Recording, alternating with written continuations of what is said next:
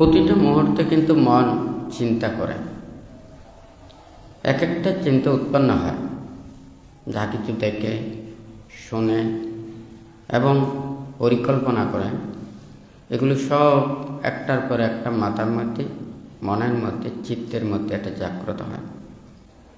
তাছাড়া জন্ম জন্মান্তরের ক্লেশ, লোভ, দেশ, মোহ, অবিদ্যা, তৃষ্ণা, মিথ্যা দৃষ্টি, সংযোজন আদি প্রতিনিয়ত একটার পর একটা এটা উৎপন্ন হচ্ছে। তাহলে যারা নির্বাণ এবং মুক্তির কর্মপথের দিকে আসতে চায়, এটা লৌকিক নয়, এটা হচ্ছে যে লোকোত্তর।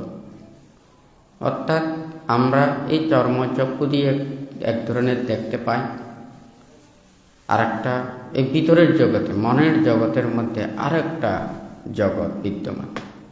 আমরা সাধারণত যখন চোখ দিয়ে দেখি, রং বেরং নানান কিছুগুলো দেখি, আবার যখন চোখ বন্ধ করি তখন আমরা কিন্তু সবাই একই ধরনের অন্ধকার দেখি। অন্ধকার দেখলেও কিন্তু সবার চিন্তা এক নয়, সবার মানসিকতা এক নয়। আপনি যদি মনে করেন অন্ধকারের একটা দুর্গম বিপদসংকুল, মানে সেই অন্ধকার জায়গাতে প্রতিটা মুহূর্তে চলতে বিপদের সম্মুখীন হয়। আর যেই জায়গা পরিষ্কার, কোনো কাজ নেই, গর্ত নেই, বিপদ আপদের কোনো কিছু থাকে না, ওই জায়গায় হাত দিয়ে পা দিয়েও ওখানে চলাফেরা করা যায়।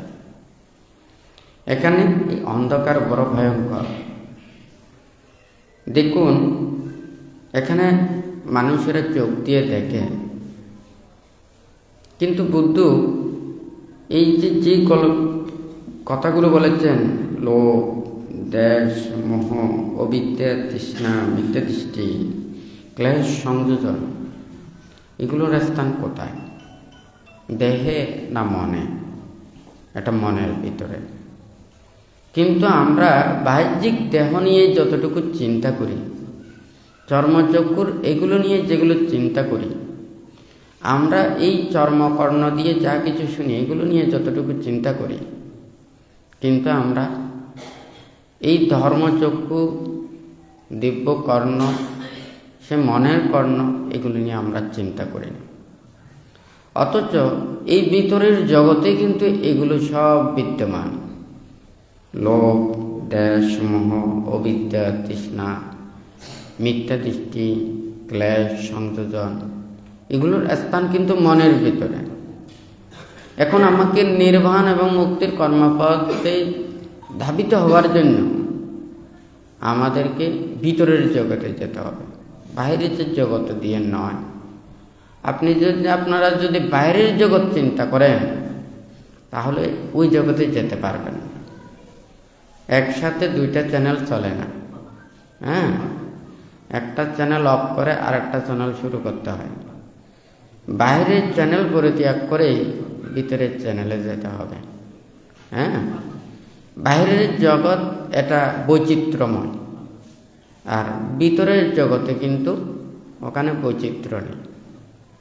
বাইরে মানুষের ছলনা, নানান প্রকারের মিথ্যা এবং সটামি থাকতে পারে, কিন্তু ভিতরের জগতে এটা কিন্তু এতগুলো দেখা যায় না।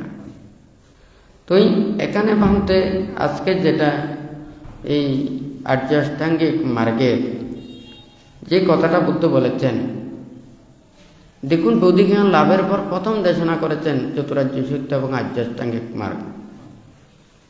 সেই ধর্মচক্র প্রবর্তন সূত্রে এগুলো ছাড়া ওখানে আর এত বেশি কোনো দেখা যায় না। বুদ্ধ ওখানে প্রকাশ করেছেন, আমি চতুরার্য সূত্রকে যথাযথভাবে এটা ধারণ করেছি, এটা বারবার আমি পর্যবেক্ষণ করেছি, বারবার চিন্তা করেছি। কারণ এটা চিন্তা করে আমি যতক্ষণ না পর্যন্ত এটা বুঝতে পারি নাই, ততক্ষণ পর্যন্ত আমি নিজেকে স্বীকার করেছি, আমি এটা উপলব্ধি করতে পারি না। যখন এই চতুরার্য সত্যকে উনি উপলব্ধি করেছেন, এটা বারবার চিন্তা করে যখন জানতে পেরেছেন, তখন উনি প্রকাশ করেছেন। এই কথাটা ধর্মচক্র প্রবর্তন সূত্রে বুদ্ধ দেশনা করেছেন। এই চিত্তকে নিবদ্ধ করার জন্য, এটাকে জানার জন্য, এটাকে বোঝানোর জন্য, এটাকে মুক্তির কর্মপথে আনার জন্য আমি অনেক ত্যাগ করেছি, অনেক কষ্ট স্বীকার করেছি। 6 বছর কঠোর ধ্যান করে উনি নিজেকে ক্লিষ্টভাবে কত কিছু উনি কষ্ট সহ্য করেছেন, নিজের চিত্তকে শান্তি করতে পারে না। তখন উনি এই মধ্যম কর্মপথের কথাটা বলেছেন, আর্যষ্টাঙ্গিক মার্গ। এটা সবার জন্য সবচাইতে সহজ কর্মপথ।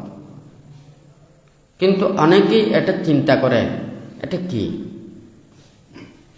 আমরা যখন মুক্তির কর্মপথের কথা চিন্তা করি, ভাবি আমাদের কাজ কি, সারাদিন কাজ কি। যারা সংসারে আবদ্ধ, ওদের বিরাম নেই, বিশ্রাম নেই। প্রতিটা মুহূর্তে তাহাদের এই কর্ম না করলে জীবন চলে না।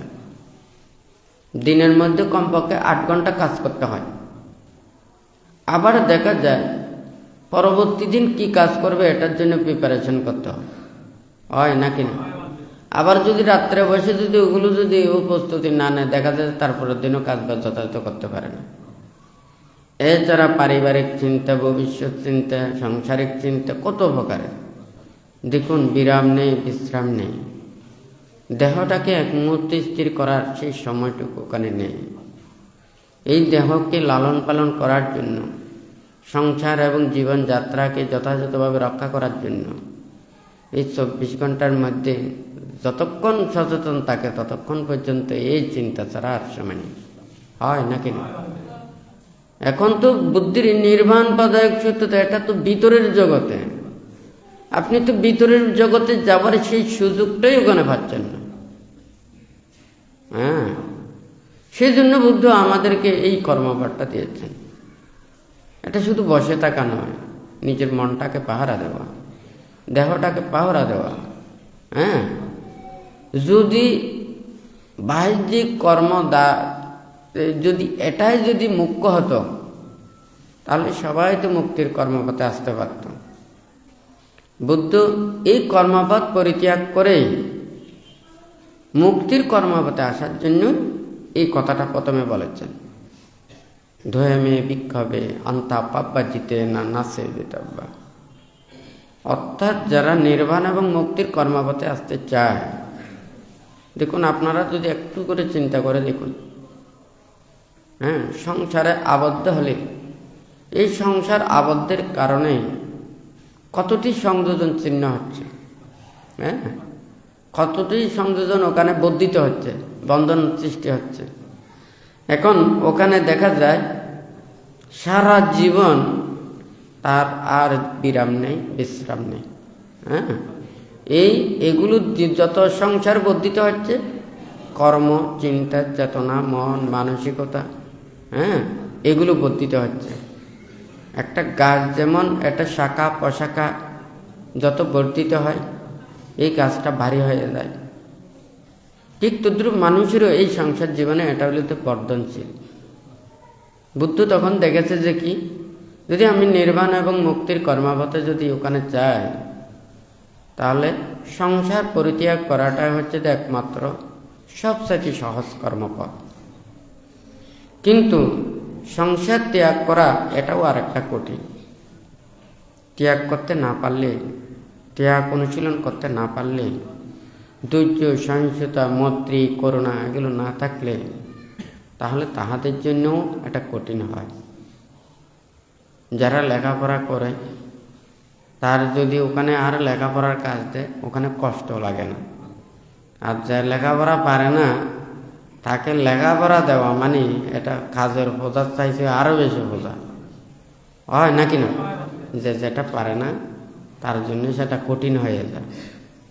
এখন নির্বাণ আর মুক্তির কর্মপথের দিকে আসতে চাইলে তাহাদের এই ত্যাগ, ধৈর্য, সহ্য, ক্ষমা, মৈত্রী এগুলোকে বর্ধন করতে হবে। অর্থাৎ সাধারণ মানুষের যাহা কিছু এখানে চিন্তা, চেতনা এগুলোকে পরিত্যাগ করে লৌকিক আশা আকাঙ্ক্ষা প্রত্যাশা এগুলো সব পরিত্যাগ করতে হবে। কিন্তু আমরা কি এগুলো সবার কাছে এটাকে পৌঁছাতে পারবো? এটা খুবই কঠিন। প্রথমে বানতে চিন্তা করে আগে দায়ক দায়িকা উপাসক উপাসিকা তাহাদের কাছে এই বুদ্ধির একটা উপদেশ শিক্ষা নীতি এই মেসেজটা সবার কাছে পৌঁছতে হবে। আপনারা নির্বাণ চান কিংবা চান না এটা আপনাদের বিষয়। আপনি নির্বাণে যাবেন নাকি না যাবেন এটাও আপনার বিষয়। আপনি কি বুদ্ধকে শ্রদ্ধা করবেন নাকি করবেন না এটাও আপনাদের বিষয়। কিন্তু বুদ্ধ যে নির্বাণ আবিষ্কার করেছেন এবং এই অহিংসা মৈত্রী ধর্ম মুক্তিকামী সত্যদের জন্য দিয়ে গেছেন, এটা সবার কাছে পৌঁছাতে হবে।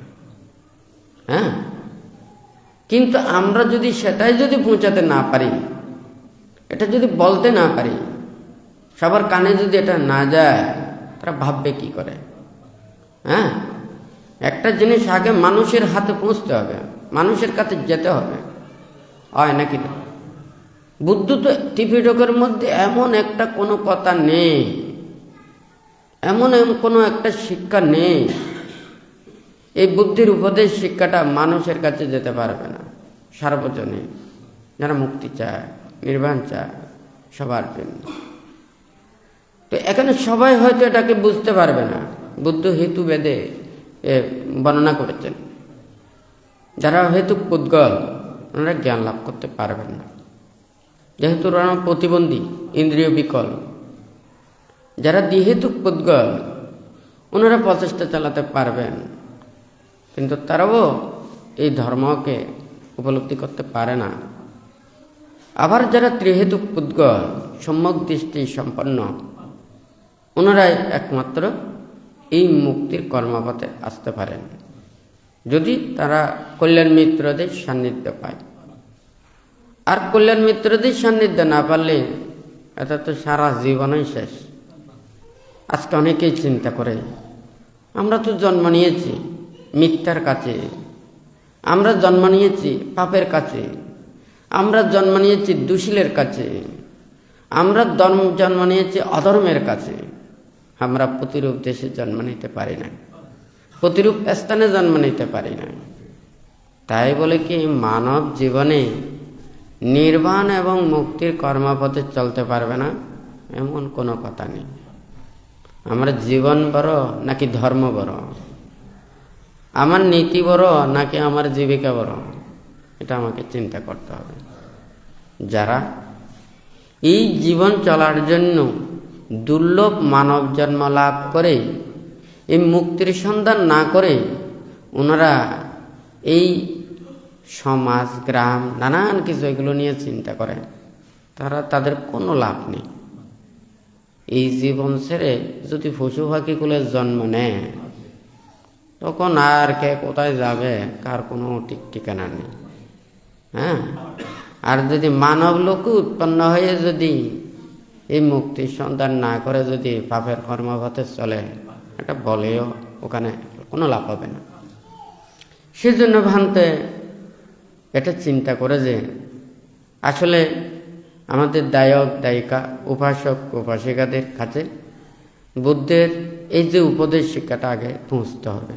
আসলে জানে না, ওনারা শোনেন না, ওনারা শুধু জানেন আমাদের পালা সইন দিতে পারলে, আমাদের সঙ্গদান করতে পারলে, অষ্টপরিষ্কার দান করতে পারলে, কঠিন শিবর দান করতে পারলে, বর্ষবাসের সময় অষ্টশীল নিলে, বুদ্ধ পূজা করলে, হ্যাঁ, আমাদের জ্ঞাতিদের জন্য পুণ্যদান করলে আমাদের কর্মটাই শেষ। এটা হচ্ছে যে জ্ঞাতি ধর্ম রক্ষা করা, নিজের হয়তো এখানে কিছু পুণ্যকর্মের সম্পাদনের এই কর্মটা সৃষ্টি করা, কিন্তু এটা তো নির্বাণ মুক্তির কর্ম নয়। বুদ্ধিজ্ঞান লাভের পরে বুদ্ধ যেভাবে ধর্মদান করেছেন, উপদেশ দিয়েছেন, হাজার হাজার লক্ষ লক্ষ কোটি কোটি অগণিত প্রাণীদেরকে উনি মুক্তির পথে এনেছেন। তাহলে আমাদেরকে সেই কথাটা এখানে চিন্তা করতে হবে, ভাবতে হবে। এখানে ভাবতে যেটা বলেছেন একটু করে বানতে যারা ডক্টরেট পাস করে যদি উনি ভার্সিটিতে উনি প্রফেসরি করেন, উনি শিক্ষিত হন, ওনার আলাদা অভিজ্ঞতা আছে, ভাষা জ্ঞান আছে, ওনার চিন্তা শক্তি বোধ শক্তি আছে।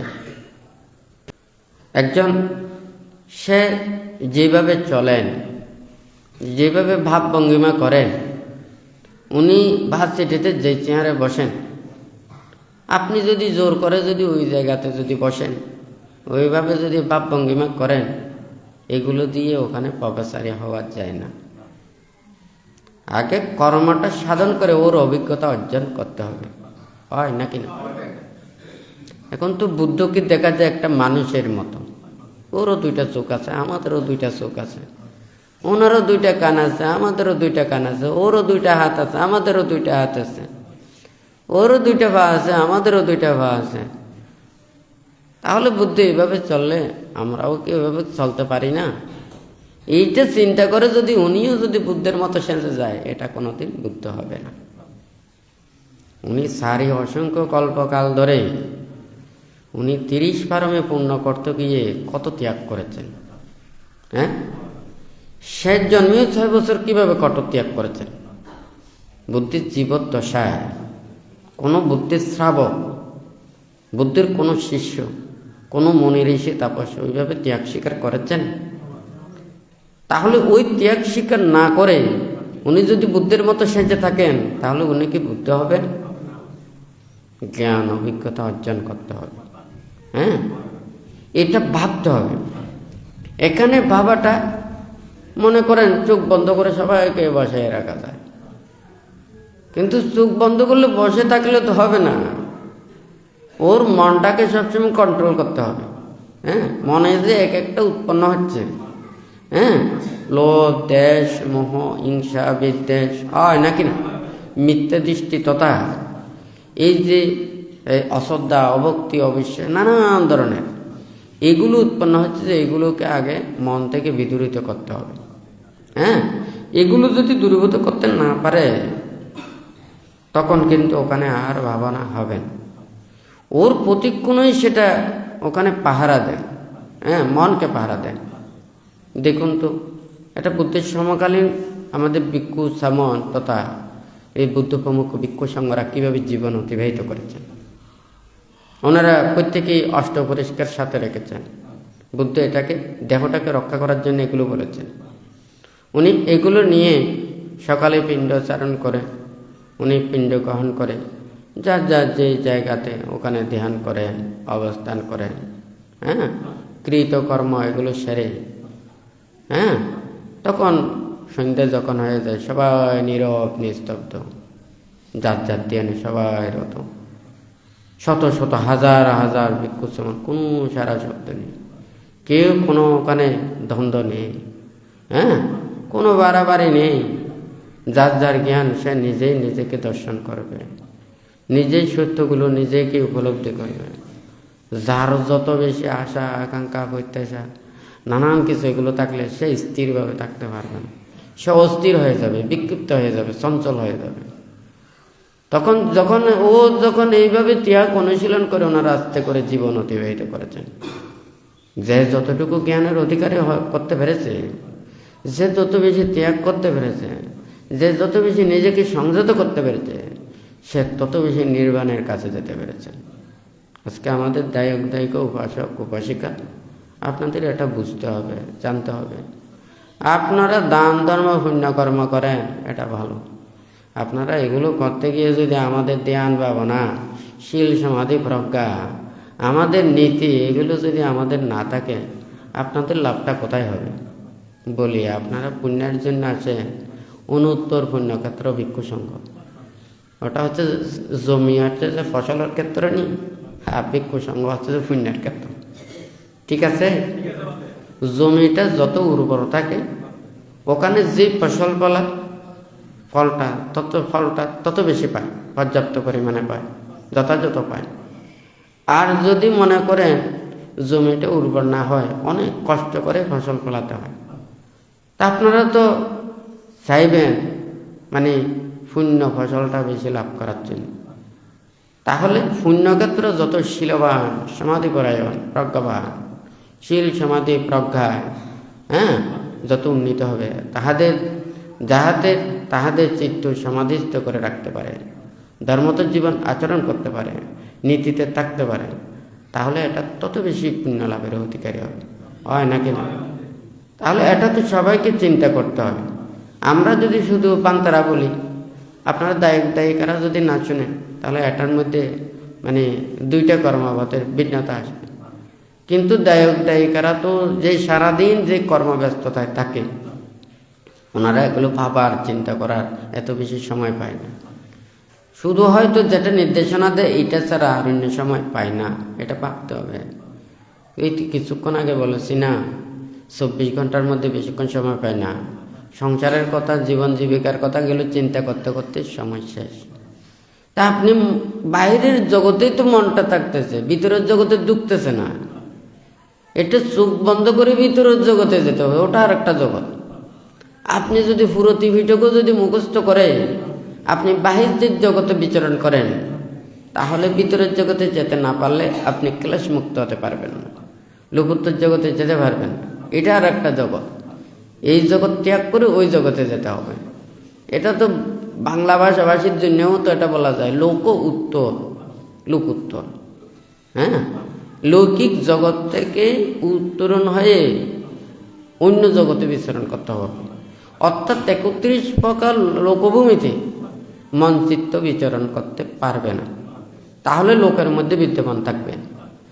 সে যখন 31 প্রকার লোকভূমির ভিতরে এগুলি সম্পূর্ণ পরিত্যাগ করে উনি যখন সে আধ্যাত্মিক এবং পারমাত্মিক বিষয় নিয়ে ভাববেন, 37 প্রকার বোধিভক্তীয় ধর্মকে যথাযথভাবে এগুলো ভেবে এই লোভ দেশ মোহকে ধ্বংস করে উনি আসবক্ষয় জ্ঞানের কর্মপথে আসবেন, তখনই ওনার সেটা ভাবিতে হবে।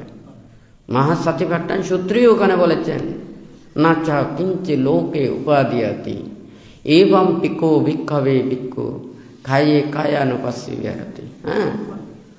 মানে ওর স্মৃতি এমনই হতে হবে, এটা আর বাহ্যিক কোনো কিছু জগতের মধ্যে সে চিন্তা করবেন না। উনি মনটাকে দেহের মধ্যে রাখবেন, বেদনায় রাখবেন, চিত্তে রাখবেন, ধর্মে রাখবেন, এবং এই অনিত্য দুঃখ অনাত্মা এগুলোকে দর্শন করে প্রতিক্ষণ সে উদয় বিলয় এগুলোকে দর্শন করে অনাসক্তভাবে বিহার করেন। বুদ্ধ তো ওখানে খুব সুন্দরভাবে ব্যাখ্যাটা করেছেন, কিন্তু আমরা এগুলোকে বুঝতে চেষ্টা করি না, জানতে চেষ্টা করি না, ভাবতে চেষ্টা করি না। মানে ভাবনা হচ্ছে যে ভাবা, আমি কি ভাববো? আমাকে ভাবতে হবে। তো আমার কাজ করতে হলে তো কাজেরও তো একটা আনুষঙ্গিক জিনিসপত্র লাগবে। এই জিনিসপত্র না থাকলেও তো সে কাজ করতে পারবে না। আপনি কি ভাববেন? মনে নানান কিছু আসতে পারে, তখন এইগুলোকে অতিক্রম করার জন্য বুদ্ধির সময় বুদ্ধ সরাসরি ওনাদেরকে উপদেশ দিয়েছেন। দায়িক উপাসক উপাসিকারা যখন বুদ্ধির এই উপদেশগুলো, কথাগুলো, ত্যাগের কথাগুলো, বুদ্ধির বাণীগুলো, বুদ্ধির এই ভিক্ষু সামানরা ত্যাগ অনুশীলন করে ওনার কথাগুলো ভেবে ওনাদের মুক্তির কর্মপথে কত ত্যাগ, কত ধৈর্য, কত তাহাদের ক্ষমা, ওনাদেরকে আঘাত দেন, ওনারা আঘাত দেন না, কারো অনিষ্ট কামনা করেন না, কারো গতির কামনা করেন না, কাউকে দুঃখ দেন না। ওনারা কর্ম এবং কর্মফলকে স্বীকার করে কোনো প্রতিবাদ নেই, কোনো হিংসা নেই, কোনো বিদ্বেষ নেই, কোনো প্রতিদ্বন্দ্বিতা নেই। সব কিছুর প্রতিদ্বন্দ্বিতা আছে, কিন্তু নির্বাণের প্রতিদ্বন্দ্বিতা নেই। যে তত বেশি নির্বাণের দিকে যাবে সে তত বেশি শান্ত হয়ে যাবে, সে ধীর স্থির ভদ্র হয়ে যাবে। কিন্তু যদি নির্বাণ এবং মুক্তির কর্মপথে গিয়ে যদি আবার উল্টো হয়ে যায়, তাহলে এটা তো হয় না। একটা রোগ যখন পূর্ণাঙ্গভাবে মানে উপশম হয়, এটা আবার পুনঃ উৎপন্ন হয় না। এটা যদি আবার বারবার উৎপন্ন হয়, জানতে হবে, বুঝতে হবে এটা নির্মূল হয় না, এটার মূল রয়ে গেছে। এখানে নির্বাণ এবং মুক্তির কর্মপথে এসে আজকে বদ্রের মতো হয়ে গেলেন, আজকে শান্তর মতো হয়ে গেলেন, আজকে শান্ত দন্ত সমাহিত ভদ্র। 2 দিন বাদে যদি আপনার এই পরিস্থিতিগুলো না থাকে, তাহলে তো আপনার জ্ঞান উৎপন্ন হয় নাই। এই ভদ্র দিন দিন বাড়াতে হবে। এইগুলো দিন দিন নিজেকে এটা বর্ধিত করতে হবে। এটা আমাদের চিন্তা করতে, আজকে আমি এই একটা গুণ বাড়াবো, 1 সপ্তাহ পরে আমি আর একটা গুণ বাড়াবো। এইভাবে সদ্গুণগুলো তাহাকে বর্ধিত করতে হবে, হয় নাকি? তাহলে এইভাবে বর্ধন করতে করতে সে আয়ত্ত করতে করতে যখন আয়ত্ত করার কোনো কিছু থাকবে না, আবার এইদিকে ত্যাগ করতে করতে যখন ত্যাগের কোনো কিছু থাকবে না, সদ্গুণগুলো লাভ করতে করতে আর সদ্গুণগুলো লাভের কোনো কিছু থাকবে না, তখন মনে করতে হবে যে আমার দিন দিন অগ্রগতি হচ্ছে, আমি নির্বাণ এবং মুক্তির কর্মপথে যাচ্ছি। আবার যদি নিচের দিকে নেমে যায়, তাহলে তার মুক্তির কর্মপথে নয়। তো বানতে চাই যারা দায়ক দায়িকা, উপাসক উপাসিকা, আপনাদেরকে এগুলো ভাবতে হবে, চিন্তা করতে হবে। যত সময় চলে যায়, যত মুহূর্ত চলে যাচ্ছে, একটা দুর্লভ মানব জীবনের মুক্তির কর্মপথের এক একটা সময় চলে যাচ্ছে, হয় নাকি না? তাহলে যে যতটুকু সম্ভব, যার যতটুকু আছে, যে যতটুকুতে আছেন, ততটুকুতে ধর্মত জীবন আচরণ করে নিজেদেরকে এই মুক্তির কথা ভেবে ধীর স্থির শান্ত হয়ে শীল সমাধি প্রজ্ঞার কর্মপথে চললে আপনাদের আর এত বেশি দুঃখ থাকবে না। আজকে মানুষের মধ্যে মানুষের যদি এমনি দেখা যায়, সবাই হাসি মুখে বলে ভালো আছি ভালো আছি, কিন্তু আসলে দুঃখের ভরে দুঃখ। কেউ এই দুঃখকে অনুভব করছে না, চিন্তা করছে না, ভাবছে না। অথচ এই দুঃখ থেকে পরিত্রাণ পাওয়ার জন্য এত বেশি কোনো এই চিন্তাটাও ওখানে নেই। এখন মানুষ আজকে ভালো, কালকে দেখা যায় যে ওর মৃত্যুর সংবাদ শোনা যায়, হঠাৎ স্ট্রোক করে মারা যায়, অথচ সুস্থ মানুষ। আরেকজন ক্যান্সার রোগী, ও মাসকে মাস কয়েক বছর ধরে ও পরে থাকলে ওর কোনো মৃত্যুর খবর শোনা যায় না, হয় নাকি না? এখানে সব সাইটে হচ্ছে যে আমাদের মানসিক অস্থিরতা, টেনশন, দুশ্চিন্তা, নানান প্রকারের এই যে মানুষের যাহা কিছু হচ্ছে, এমন কোনো এখানে কোনো কথা নেই যে এত লক্ষ টাকা থাকলে সে সুখী, এত কোটি টাকা থাকলে এক খুশি। এই টাকা পয়সা দম দৌলত দিয়ে সুখ মাপা যায় না, হয় নাকি না? কারণ সুখ মাপার এগুলো কোনো যন্ত্র নয়, এগুলো আমাদের জীবন জীবিকার একটা পাথেয়, এত জীবন জীবিকার একটা মাধ্যম, একটা শান্তিতে বা সুখে চলার জন্য এটা আমাদেরকে সহায়তা করে। কিন্তু এটা সুখ শান্তির জন্য কোনো মাপকাঠি নয় এই পার্থিব জগতের এগুলো। বুদ্ধ সেই জন্য এই নির্বাণ এবং মুক্তির কর্মপথে শিক্ষা দেয়। উনি বলেছে যে তুমি যদি নির্বাণ এবং মুক্তির কর্মপথটা চাও, তাহলে এই লৌকিক সমস্ত কিছু অহংকার পরিত্যাগ করে আমাদের পরমাত্মিক জগতের মধ্যে আসতে হবে।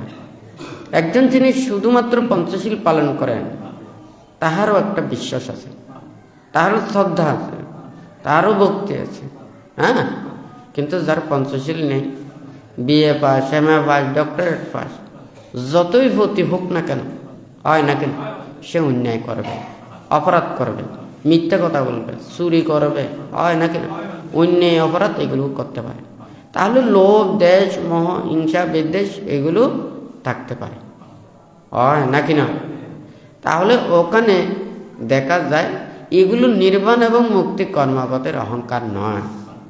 সেজন্য বুদ্ধ পার্থিব জগতের এগুলি সমস্ত কিছু পরিত্যাগ করে ওনাদেরকে প্রতিক্ষণ নিজের দেহ মনটাকে রক্ষা করার জন্য এই চতুরার্য সত্য, এটা হচ্ছে যে ও ভাববে, উপলব্ধি করবে, আর এই আর্য অষ্টাঙ্গিক মার্গ কর্মপথটা হচ্ছে যে ও চলার কর্মপথ। এই দুইটা প্রবর্জিতদেরকে সর্বপ্রথমে বুদ্ধ দিয়েছে। তোমরা কি উপলব্ধি করবে? চতুরার্য সত্য উপলব্ধি করবে। কোন পথে চলবে? এই আর্য অষ্টাঙ্গিক মার্গ কর্মপথে চলবে। এই দুইটা দিয়ে তোমরা শুরু করো, তোমাদের কাছে অন্য কোনো কিছু নাই। এইগুলোকে যখন তুমি করতে যাবে, তখন তোমাকে আস্তে আস্তে 37 প্রকার বুদ্ধিপক্ষীয় ধর্ম, 84,000 ধর্ম স্কন্ধ তথা এই নির্বাণ পদায়ক সব কিছু আস্তে আস্তে এগুলো ওরা আয়ত্ত করবে। তো যাই হোক, আজকে আপনারা যারা সমবেত হয়েছেন, তো এই আপনাদের প্রত্যেকেরই এটা চিন্তা করতে হবে। আমরা দুর্লভ মানব জন্ম লাভ করেছি। এই দুর্লভ মানব জন্ম লাভ করে সেই নির্বাণ পদায়ক তথাগত বুদ্ধির সে অমৃত বাণী আমরা শুনতে পাচ্ছি, এই কর্মপথে চলতে পাচ্ছি। এটা যখন আবার হারিয়ে যাবে, আবার কোন জন্মে আবার মানব লোকে আসবে, কল্যাণ মিত্রের সান্নিধ্য পাবে, বুদ্ধির এই বিরাগ ধর্মের কথা, ত্যাগ ধর্মের কথা, মুক্তির কথা শ্রবণ করবে। আর এই কথাগুলো না পেলে, এই শব্দগুলো না পেলে, এই উপদেশ না পেলে ওনার বিরাগ উৎপন্ন হবে না, ত্যাগ উৎপন্ন হবে না। আপনাদেরকে যদি করুণ কথা বলি, আপনাদের চোখে পানি আসবে, হয় না? আবার যদি মনে করেন হাসি ঠাট্টার ওগুলো যদি রসিকতা কমিকগুলো বলে, তাহলে সবাই হাসবে, হয় নাকি না? কিন্তু নির্বাণ এবং মুক্তির কর্মপথের এগুলো হাসি ঠাট্টা, আনন্দ, কান্না, বেদনা এগুলো নয়। এটা মন চিত্ত স্থির কারক। হ্যাঁ, মানে মন চিত্তটা যাতে কোনো দিকে রমিত না হয়, সে দৃঢ় হয়, স্থির হয়। যেমন আমরা সাতিপাট্টান সূত্রে দেখা যায়, যখন সাতিপাট্টান সূত্র পাঠ করেন, যিনি পাঠ করেন ওটা পাঠ করতে গিয়ে মনটা অন্যদিকে যায় না। হ্যাঁ, তখন অন্যদিকে মানে একটা নৌকা বা কোনো কিছু জিনিস পানির স্রোতে যখন পড়ে, তো স্রোতে যেমন মানে সেটাকে খুব দ্রুত এখান থেকে অন্য জায়গায় নিয়ে যায়, অতি সহজে ওটা যেমন স্রোতের টানে চলে যায়, সমস্ত বাধা ওগুলো অতিক্রম করে যায়, ঠিক তদ্রূপ ওখানে স্মৃতিও যখন তার চিত্ত ওখানে একদিকেই মনোনিবেশ থাকে, একাগ্রতা সৃষ্টি হয়, তখন স্থির থাকে। এই বুদ্ধির উপদেশ শিক্ষা নীতিগুলো আমাদের চিত্তকে এইভাবে শান্ত শান্ত সমাহিত করবে। তাহলে এই যে কায়িক ক্লেশজনিত দুঃখ এবং মানসিক অশান্তি, রোগ শোক ভয় উপদ্রব, এগুলো আমাদের প্রত্যেককে যেভাবে তাড়িত করছে, এগুলোকে অতিক্রম করার জন্য এই আজকে লোভ দেশ মোহ উত্তপ্ত এই পৃথিবীকে শান্ত করার জন্য বুদ্ধির এই অহিংসা মৈত্রী বাণী ছাড়া কোনো দিন এটা মানুষ আসলে শান্তি লাভ করতে পারবে না। এই যদি একটা আমাকে আঘাত করে, আমিও যদি তাকে আঘাত দিবার কথা চিন্তা করি, সে আমার অনিষ্ট কামনা করছে, আমিও তার অনিষ্ট কামনার যদি চিন্তা করি, সে একটা দিতে চাইলে আমি দুইটা যদি দিবার জন্য চিন্তা করি, তার প্রতি আক্রোশ বিদ্বেষ প্রতিহিংসা এইগুলো যদি বৃদ্ধি পায়, এটা তো দিন দিন এটা উত্তপ্ত হবে। এখানে আগুন জ্বলতেছে, তার মধ্যে যদি আরো যদি এখানে আগুনের উপাদান দেয়, হ্যাঁ, ওখানে তেল মোবিল দিলে এটা বর্ধিত হবে, হয় নাকি? তাহলে এটা কি শান্ত করা যায়? তাহলে ওখানে শান্ত করা যায়, তাহলে মানুষেরা ক্ষমা মৈত্রী ধৈর্য এগুলো আমাদের থাকতে হবে, হয় নাকি? যারা ধর্ম পায়, ধর্মপ্রাণ, ধর্মকে রক্ষা করে, তাহাদেরকেও একত্রিত হয়ে চলতে হবে। হ্যাঁ, ওই বান্তে অনেক সময় দেশনায় বলেছেন, যদি মনে করেন 100 জন ধার্মিক পরিবার ওনারা একত্রিত হয়ে না চলে, হ্যাঁ, ওনারা একজন অপরজনকে সহযোগিতা না করেন, একজন অপরজনের যদি মানে সহায়তা না করেন, বিপদে আপদে যদি না চায়, 10টা চোর যদি একত্রিত হয়, তাহলে 100 পরিবারের ঘর ওগুলো চুরি করে নিয়ে যাবে। কথাটা ঠিক নাকি বেটি? হ্যাঁ, আর যদি 100 জন যদি ওরা যদি একত্রিত থাকে, এই 10 জন চোরে কিন্তু একটা পরিবারের কাছ থেকেও নিতে পারবে না, হয় নাকি? আমরা বুদ্ধ অহিংসা মৈত্রী ত্যাগের কথাটা বলেছেন। বুদ্ধ কি ওখানে বলেছেন আমরা একজন অপরজনকে সহযোগিতা করব না, সাহায্য করব না, আরেকজনকে উপকার করব না, আমরা সুখে দুঃখে থাকবো না, মিলেমিশে চলবো না? বুদ্ধ এটা কি বলেছেন? তাহলে আমরা অহিংসা মৈত্রীর বাণী করে আমরা স্বার্থপরতার মতো যার যার কথাটা এগুলো যারা চিন্তা করে, এটা তো বুদ্ধির বাণী নয়, এটা তো বুদ্ধির শিক্ষা নয়। বুদ্ধির শিক্ষা দিয়েছেন উনি নিজের জীবনকে বিলিয়ে দিয়ে হলেও উনি ধর্মকে রক্ষা করেন। মানুষের কাছে সে এই ধর্মকে প্রচার করার জন্য, ধর্মজ্ঞান লাভের জন্য উনি আপ্রাণ প্রচেষ্টা চালিয়ে যান। এটাই তো আমাদেরকে নীতি শিক্ষা দেখাইছেন। আর আমরা কি শিক্ষা নিচ্ছি? আমরা স্বার্থপরতার শিক্ষা নিচ্ছি। হ্যাঁ, অনিত্য দুঃখ অনাত্মা, যার যার কর্মফল তাতে ভোগ করে, হয় না? কই নে এবেলা মানে আরেকজনে কষ্ট হলি বা কষ্ট বই কিয়া আরেকজনে বা কষ্ট হলে আমরা সহযোগিতা করিতে পারি। হ্যাঁ, অর্থ দিয়ে পারে, বৃত্ত দিয়ে পারে, সহায়তা করে পারে, হ্যাঁ, সাহায্য করে পারে। তাহলে একজন অপরজনের কি আন্তরিকতা কান করতে হয়। ধর্মটা আঁরারে এইভাবে শিক্ষা দিই, কিন্তু আমরা ইয়ানরা ধারণ না করি, আমরা স্বার্থপরতা গান আগে ধারণ করি। ইন্দি বইদিন নামরূপ অনিত্য দুঃখ অনাত্মা গরত গেলে যত ব্যাগ গুণ আছে, ইন্দি হয় যে আরও নাই, কোনো কিছু নাই। ঘরত গেলে হয় দেড়ে বউ হওয়া নাতি ভতি ঘর সংসার টেয়া বসে দ্বন্দ্বলতি ব্যাগ গুণ। আর অন্দি তিয়ানত গেলে আর কিচ্ছু নাই, কিচ্ছু নাই, হয় না? এমনি কিছু নাই হইব, আর অন্দি গেলে হইব দেড়ে ব্যাগ কোন আছে, হয় না? গাটি বেকু রাখি দিনে অন্দি নাই নাই হইলি মন বেকুন এদি মন ঢুকিতে কি এটা চুক্কাটি বইতে হলে কি মন বেকুন বস্তার ভিতরে।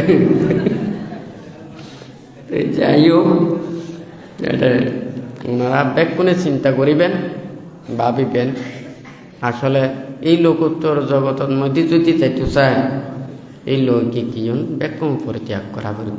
চোখ মেলিলি অত্যাচার, অভিশাপ, অনাচার, মিথ্যাচার এই শুধু দেখতেই চাইবেন। হ্যাঁ, এই তো মুক্তি বুদ্ধ উজ্ঞান একঙ্গে দর্শবুদ্ধ উদিত হইলেও সম্ভব না, হয় না? ভোল্টেজ বাড়া দিলে একেবারে ফুরি যাবে। হ্যাঁ, তো ওই বেশি আস্তে আস্তে দিলে তো অন্তত ন ফুরি নেছি ধরলে হন যাবে, হয় না?